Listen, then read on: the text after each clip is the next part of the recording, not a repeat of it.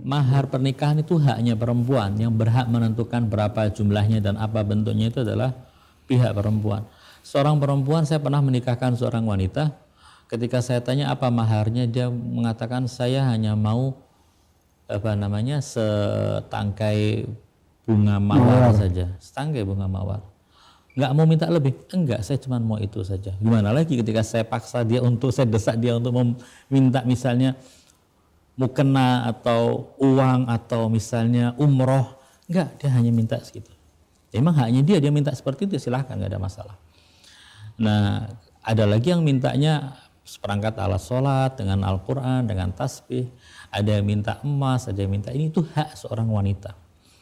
Sebaiknya seberapa? Katanya hadis, sebaik-baik wanita adalah yang paling ringan maharnya, supaya tidak memberatkan orang yang akan menikah. Buka pintu untuk menikah.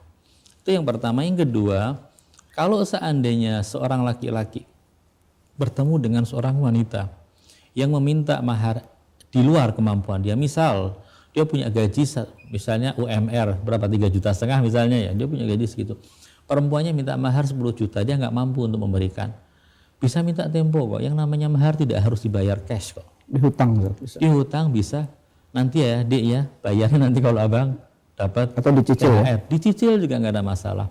Tapi ketika si perempuan minta, maka laki-laki tadi harus memberikan maharnya. Nego bisa dinego. Jadi jangan sampai mahar yang dianggap agak sedikit berlebihan kemudian menjadikan orang gagal untuk menikah.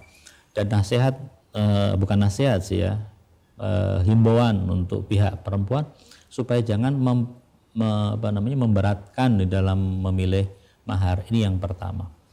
Menggunakannya bagaimana? Digunakan beramai-ramai misalnya, itu kan haknya istri, suaminya boleh nggak makan. Lah kalau istrinya mengizinkan ya nggak ada masalah, kan haknya istri. Misalnya maharnya 10 juta misalnya atau 1 juta misalnya, duitnya dibuat makan bersama-sama, ya nggak apa-apa ketika istrinya meridhoi. Ya. Kemudian yang berikutnya, menikah dengan seorang non-muslim. Ya. Dalam mazhab Ahlul Bait, seorang wanita, ini saya ulangi lagi, ini ada hubungannya dengan pertanyaan yang masalah murtad tadi.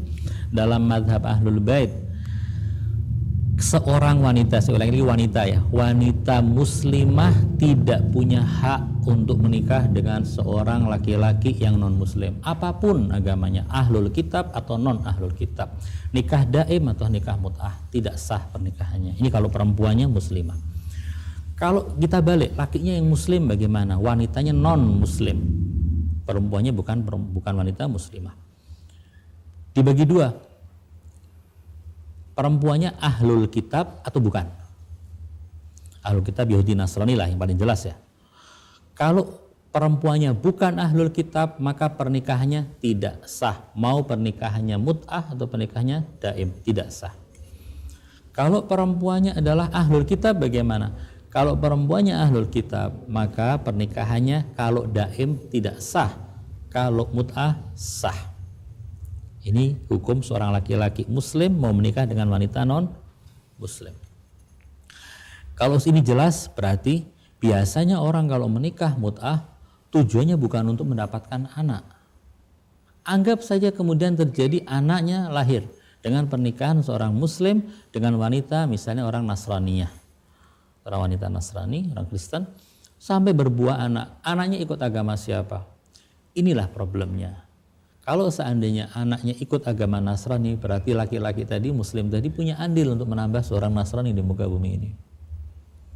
Kalau misalnya kesepakatan bahwa anak siapapun, anak laki atau perempuan akan ikut agama ayahnya, kesepakatannya dan pendidikannya ke arah ayahnya, ya silakan. Ya silakan, nggak ada. Itu artinya hal-hal semacam ini sebenarnya harusnya dihindari, karena pernikahan mut'ah bukan untuk membangun sebuah rumah tangga.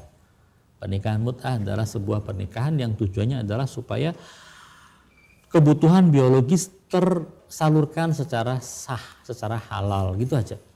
Bukan tujuannya untuk membangun rumah tangga, karena itu dalam nikah mut'ah tidak ada yang namanya kewajiban nafkah dari pihak suami, tidak ada hukum saling mewarisi. Kalau dalam masa mut'ahnya itu kemudian salah satunya meninggal, nggak ada hukum saling mewarisi, kecuali kalau ada syarat di awalnya.